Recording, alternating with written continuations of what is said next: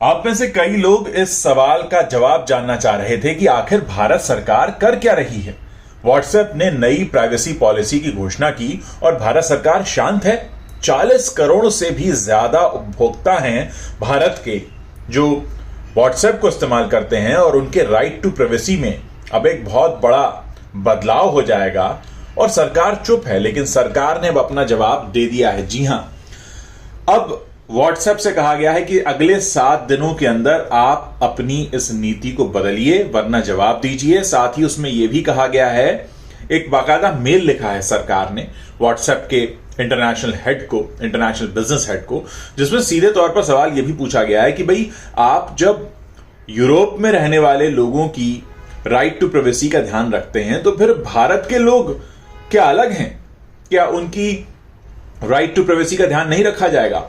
और सीधे तौर पर यह भी कहा गया है कि अगर व्हाट्सएप को भारत में बिजनेस करना है तो उन्हें सरकारी नियमों के अनुसार चलना होगा और राइट टू प्राइवेसी में वो बाधा नहीं बन सकते। अब देखना यह है कि फिलहाल तो व्हाट्सएप ने इस पूरे मामले के बाद 15 मई तक यह डिसीजन आगे बढ़ा दिया था प्राइवेसी वाला।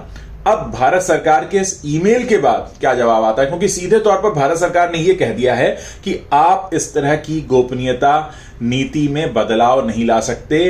प्राइवेसी की ये जो आपने नई पॉलिसी बनाई है इसे आप लागू नहीं कर सकते।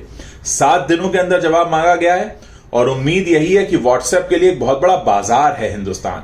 अगर हिंदुस्तान में बिजनेस करना चाहता है, व्हाट्सएप चाहता है कि व्हाट्सएप के उपभोक्ता भारत में रहें, तो हो सकता है कि वो सरकार की बात मान ले। वैसे भी बहुत सारे लोगों ने सिग्नल और टेलीग्राम पर स्विच करना शुरू कर दिया है।